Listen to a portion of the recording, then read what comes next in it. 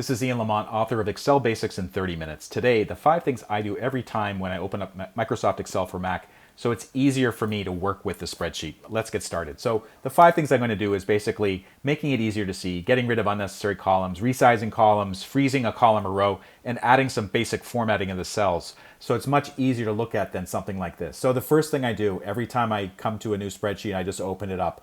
I'm going to zoom in just to make sure I can see it better. Easy way to do that, in the lower right corner of Microsoft Excel for Mac is a zoom slider. So I can just slide that up until it's at like a comfortable width or zoom for me to look at it. So this is 164%. You can also do the same thing by going to View, and then there's a zoom drop down here and you can select one of the presets. So the other thing that I like to do is I like to get rid of unnecessary columns. So you can see the spreadsheet has different types of data. This data over here is important. It's numbers and kind of identifiers, names of a certain product, name of a campaign. But over here, there are some columns which are basically useless. So what I'm going to do is I'm going to hide them. I'm going to select the column. You can actually select 2 columns at once by basically holding down the Command key and then clicking on the other column header, C or D as the case may be. Then just right-click over it and select Hide. Okay, so those 2 columns are hidden. Actually, there's 2 more columns I want to hide as well, so I can do the same thing. And this time I'm going to do it a little bit differently. So I've selected column A and column B. Go to the Home ribbon, and then select the Format drop-down. And then you'll see Hide and Unhide, and then you can just do Hide Columns. All right, so those are hidden. That's done. Next thing I want to do is resize the columns. Kind of the width is all over the place. Sometimes it makes sense, sometimes it doesn't.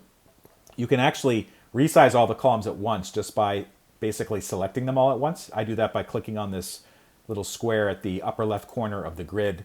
And then you just take the a divider between 2 columns, and then you kind of move it to the left or move it to the right. Moving it to the left makes it smaller. So I've just made all the columns the same width. Maybe that's a little bit too small, actually. It's hard to see stuff. So maybe what I want to do is just change them one at a time. And just to do that, find the divider between 2 columns and then just move it to the left or move it to the right, etc. And then it's a little bit easier to deal with. Like this one is definitely too wide, etc.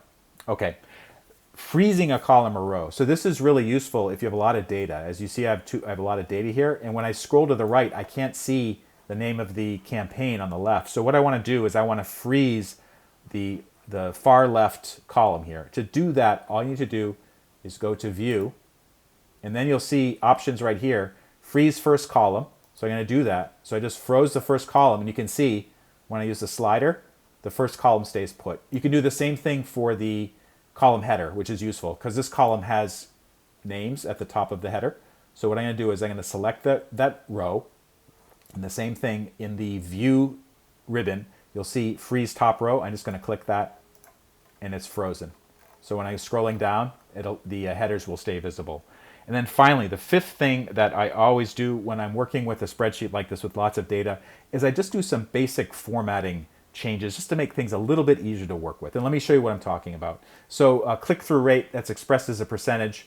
So I'm going to select this column, and I'm going to just center all the text. And the easy way to do that, just go to the Home ribbon, and you'll see a button. It's kind of a little bit to the left. It says Center Text. Just click that, and it's centered. And you can center multiple columns at once. So I'm gonna highlight these 2 columns. I'm gonna press the same button, and you can see that they're centered. It looks a little bit nicer. The other thing that I like to do is I like to apply color to the top row. So I'm gonna select the top row. On the Home tab, you'll see that there's some different options to color in the data that you have there.